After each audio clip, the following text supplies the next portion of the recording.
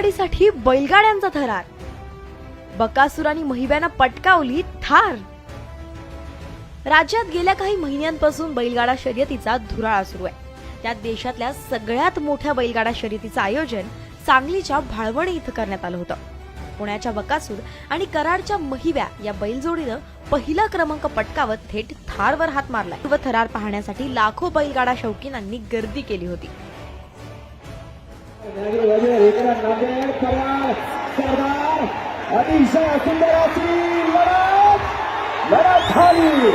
बैलाचं वय 5 वर्षाचं आहे, माझं वय 20 आहे।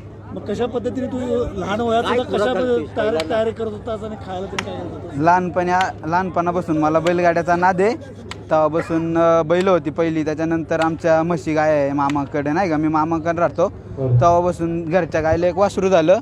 तेव्हापासून त्या बारीकपणापासून त्याची सांभाळणी केली, नाही का, मग त्याला ट्रेनिंग बिनिंग दिली, त्याला दूध बीत पाजलं, त्याचं यश आम्हाला आत्ता भेटलं।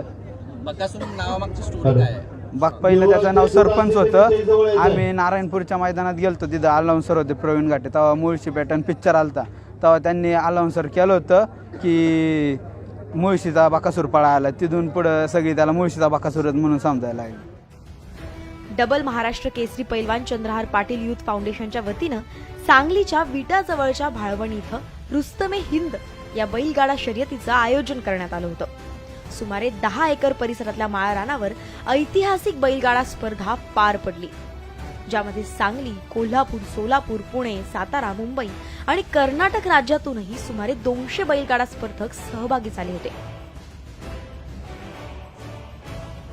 तर देशातल्या सगळ्यात मोठ्या बैलगाडा शर्यतीमध्ये थार कोण जिंकणार याकडे सगळ्यांच्याच नजरा लागून होत्या।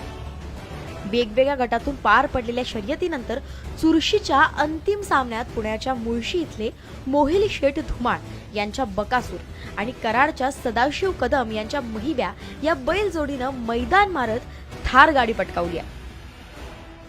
मी जवळजवळ 3 आठवडे 15 तारखेला मी आमच्या इथे जखीनवाडी या ठिकाणी मैदान झालं। त्या ठिकाणी बकासूरनं ती पळली, 1 लाखाचं मैदान होतं, तिथे 1 नंबर केला। त्या दिवसापासून मी माझा बैल बांधून ठेवला, त्याला वेळोवेळी घरी सराव देत होतो। बकासूर हा जास्त दिवस गॅप दिला की तो जरा थोडा हे होतो, म्हणून तिने पळवण्याचा प्रयत्न केला। परंतु 4 तारखेला मोहिलला फोन केला की आजपासून बैल पळवू नको, मैदान मोठं आहे, तिथं आपल्या बैलाची किंमत घालवायची नाही। आणि मोहिलनं ऐकलं आणि 4 तारखेपासून त्यानं बैल पळवलं नाही, त्याचंच हे यश आहे। त्यानं जर बैल पळवला असता तर आजचं आम्हाला हे यश मिळालं नसतं। या विजयानंतर बैलगाडा शौकीनांनी मैदानात एकच जल्लोष केला। दुसरा आणि तिसरा क्रमांक पटकावलेल्या बैलगाडा मालकांना ट्रॅक्टर भेट म्हणून देण्यात आलं, तर इतर 7 विजेत्यांना दुचाकी देण्यात आली। कुस्ती आणि बैलगाडी शेवटी दोन्ही खेळ मातीशी जोडलेले आहेत, शेतकऱ्यांचे जिव्हाळ्याचे विषय आहेत। म्हणून खरं तर आज मी जेवढं अपेक्षापेक्षा मोठं धाडस केलं ते आज खरोखर बैलगाडी सर्व शौकीन असतील, मालक असतील, त्यांच्या सहकार्यानं आज हे पूर्ण झालेलं आहे। त्याचा मला खूप समाधान आहे, खूप आनंद झालेला आहे या गोष्टीचा।